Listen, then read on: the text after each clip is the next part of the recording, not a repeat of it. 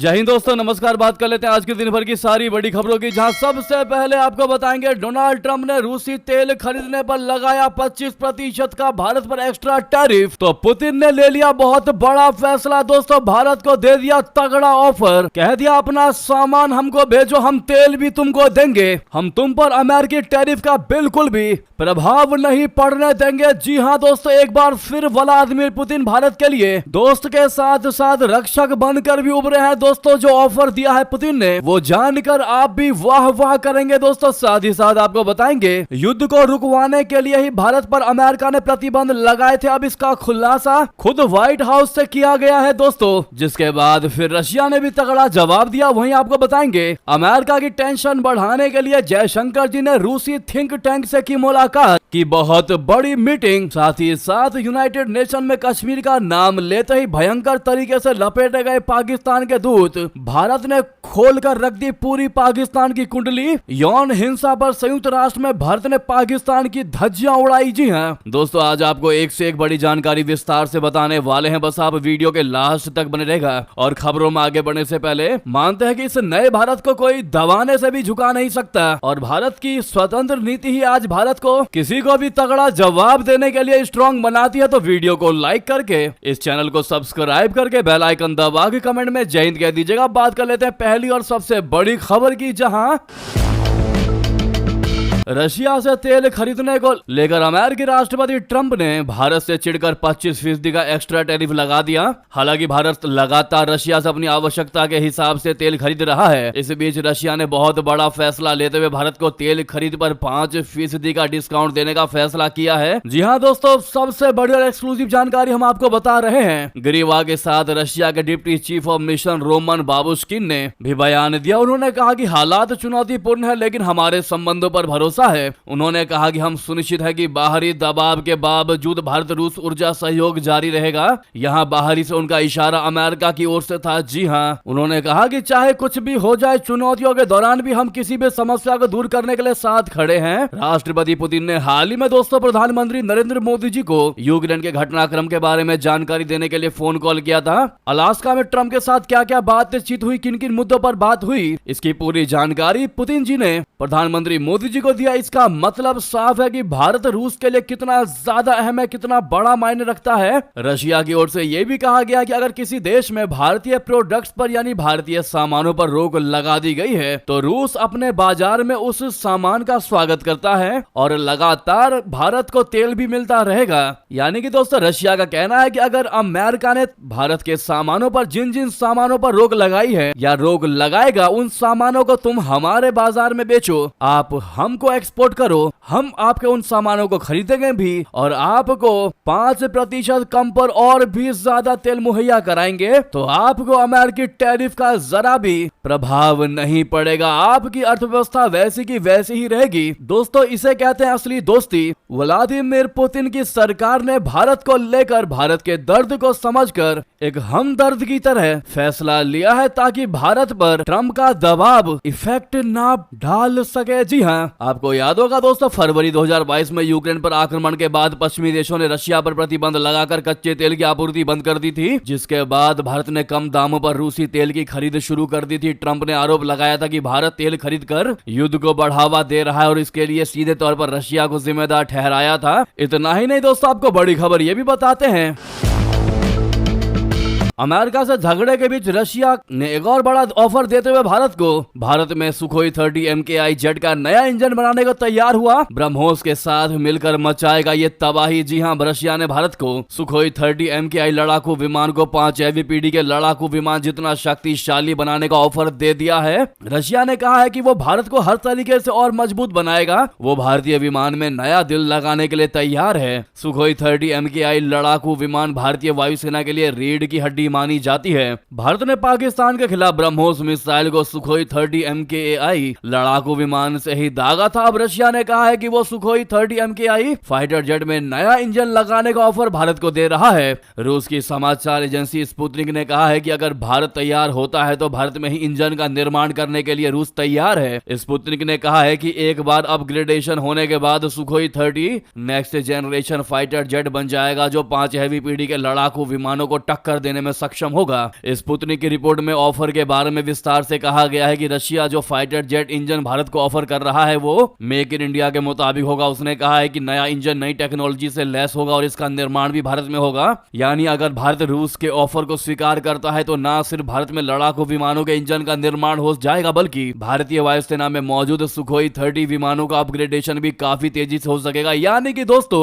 इन्हीं सब खबरों को सुनकर और जानकर हम कह सकते हैं कि रूस की तरह ना कोई भारत का कभी दोस्त बन पाया है ना कभी आगे बन पाएगा। दोस्तों रशिया ने भारत को यह ऑफर तब दिया है जब आज व्हाइट हाउस से यह बयान जारी किया गया कि रशिया पर प्रेशर बनाने के लिए ही भारत पर टैरिफ लगाया गया है। जी हां दोस्तों, भारत और चीन के बीच बढ़ती नजदीकी को देख अमेरिका ने रंग बदलना शुरू कर दिया है। व्हाइट हाउस ने भारत पर टैरिफ बढ़ाने के मामले को लेकर अब सफाई दी है। दोस्तों व्हाइट हाउस की प्रेस सचिव कैरोलिन लेविट ने मंगलवार को कहा है कि अमेरिकी राष्ट्रपति ट्रंप ने रूस यूक्रेन युद्ध को रोकने के लिए भारत पर ज्यादा टैरिफ लगाया है। ट्रंप ने भारत पर पहले 25% टैरिफ लगाया था और फिर इसको बढ़ाकर 50% कर दिया, जैसा कि हमने शुरू में आपको बताया। अमेरिका का कहना है दोस्तों, ऑफिशियल जानकारी हम आपको बता रहे हैं व्हाइट हाउस की। अमेरिका का कहना है कि वो रशिया पर दबाव बनाना चाहता है जिससे यूक्रेन के साथ चल रहे युद्ध को रोका जा सके। प्रेस कॉन्फ्रेंस के दौरान कैरोलिन लेविट ने कहा कि राष्ट्रपति ने इस युद्ध को रोकने के लिए काफी दबाव बनाया है। उन्होंने इसको लेकर कई सख्त कदम उठाए हैं। जैसा कि आपने देखा है भारत के खिलाफ कुछ कदम उठाए गए हैं। उन्होंने खुद ही ये साफ किया है कि वे युद्ध को पूरी तरह से रोकना चाहते हैं। जिसके बाद दोस्तों जब रशिया को पता चला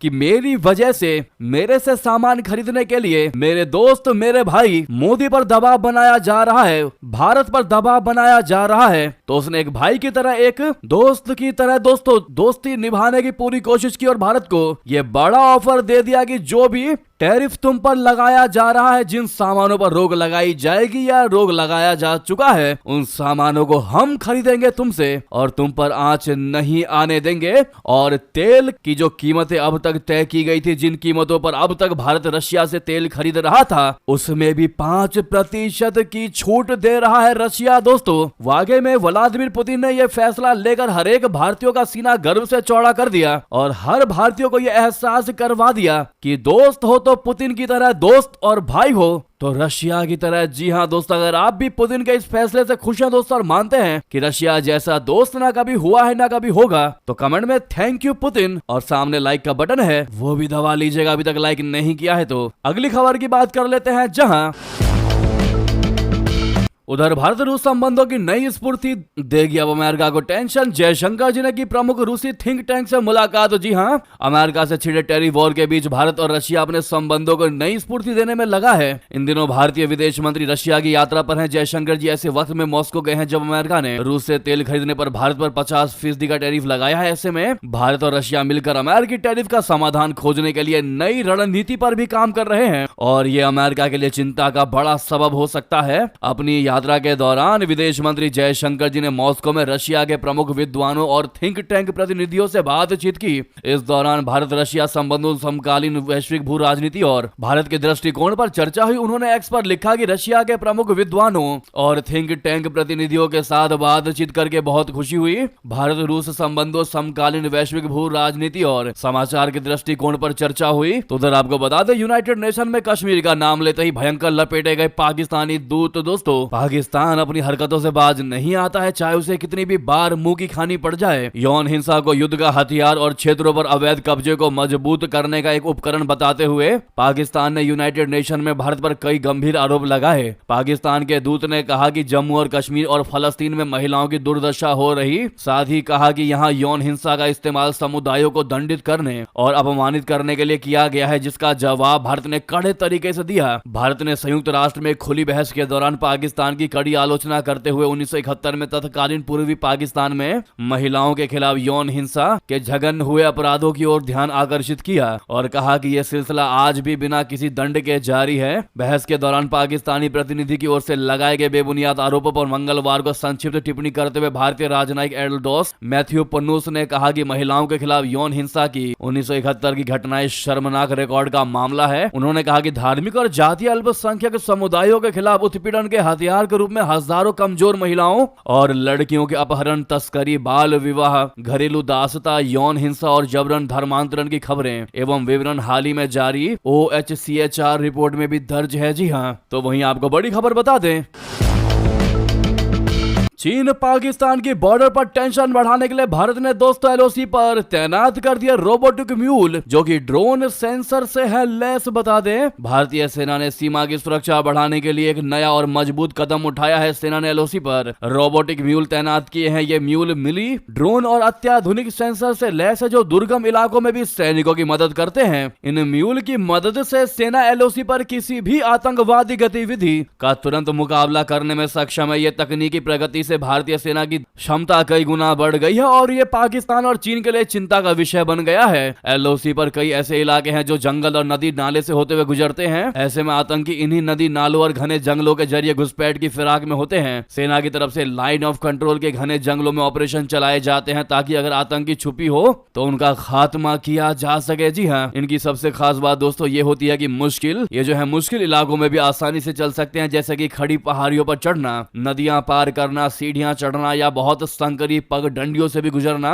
जिन्हें पार करना इंसानी सैनिकों या बोझ ढोने वाले जानवरों के लिए भी बहुत मुश्किल होता है। यहाँ भी आसानी से आ जा सकते हैं। जी हाँ दोस्तों, तो उधर आपको बता दें भारत पर कैसे बौखला रहा है पाकिस्तान। कर कुछ नहीं सकता तो जुबानी जंग छेड़ने की कोशिश कर रहा है, भारत को दे रहा है गिदड़ भभकी, कह रहा है कि भारत हार कबूल है। जी हाँ दोस्तों, ऑपरेशन सिंदूर के दौरान भारत के हाथों मार खाकर भी पाकिस्तान सुधरा नहीं। वो पूरी दुनिया में घूम घूम कर खुद की जीत का दावा कर रहा है। इतना ही नहीं, इस दौरान वो भारत पर कीचड़ उछालने से भी बाज नहीं आ रहा। ताजा मामला लंदन का है, जहां पाकिस्तानी उप प्रधानमंत्री और विदेश मंत्री इशाक डार ने भारत के खिलाफ जमकर जहर उगला है। उन्होंने दावा किया है कि ऑपरेशन सिंदूर के दौरान पाकिस्तान ने भारत के क्षेत्र का सुरक्षा प्रदाता होने के भ्रम को तोड़ दिया है। उन्होंने यहां तक कह दिया है कि भारत को अब अपनी हार कबूल कर लेनी चाहिए। इशाक डार नवाज शरीफ के समधी और उनके काफी करीबी माने जाते हैं। इशाक डार ने दावा किया कि पाकिस्तान भारत के साथ अपने हालिया सशस्त्र संघर्ष में विजयी हुआ है, जो बिना उकसावे के भारतीय आक्रमण के कारण शुरू हुआ था। उन्होंने आगे कहा कि भारतीय मीडिया और नौकरशाही ने स्वीकार कर लिया है कि उनकी माहौल बनाने की कोशिश असफल रही। दूसरी ओर पाकिस्तान का दावा तथ्य और सच्चाई पर आधारित था, जिसे दुनिया ने स्वीकार किया है। इशाक डार ने यहां तक दावा किया है कि हवाई श्रेष्ठता के बाद पाकिस्तान ने जमीनी स्तर पर भी भारत से हिसाब बराबर कर लिया है और अब वो भारत से कह रहा है कि भारत हार मान ले तो ही अच्छा है। ऐसे में आप क्या जवाब देना चाहेंगे दोस्तों? इशाक डार को कमेंट में आप लोग जरूर लिखकर बताइएगा। जो विदेशों में जाकर के शेखी बघार रहे हैं, कर तो कुछ सकते नहीं है